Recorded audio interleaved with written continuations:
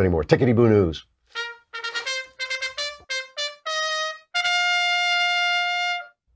I'm actually out of time, but I just want to mention this one thing. There's one hobby horse I have that's so boring that I try not to talk about it, which is regulation and how much cost regulation levies on businesses and how much freedom it takes away from us to have these unaccountable, unelected agencies pass what are essentially laws. And if you don't obey their laws and you want to appeal, you have to appeal to the agency. I think that's unfair. I think it's un-American.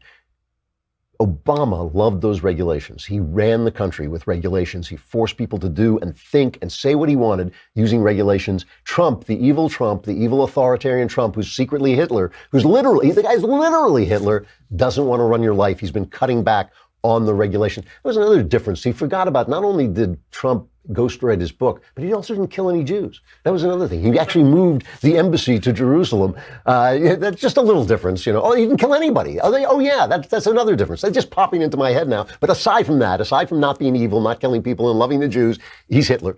But Trump has been cutting back on these regulations. And what is really interesting, the people during Obama, the people who said there was too much regulation on business and industry soared from the average of 37% during the 8 years of the George W. Bush presidency to a whopping 48%. Almost half the country felt there was too much regulation.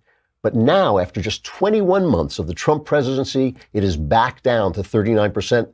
And 33% there's just about the right amount. That means that they're not feeling the burden. And the reason I know regulation isn't interesting, but the reason I talk about it is because people like me don't feel regulation so much because of the First Amendment. People who talk and write for a living, news people, journalists, they don't feel this stuff because the First Amendment protects them from regulation.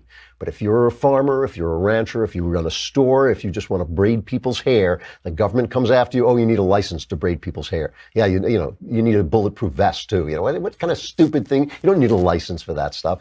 All this stuff is just a way of controlling you, just a way of getting money out of you, just a way of feeling powerful as you're sitting in your office pushing papers around. It's bad stuff. Trump has really done a good job dialing it back. It's one of the best things he's done, though not one of the most exciting.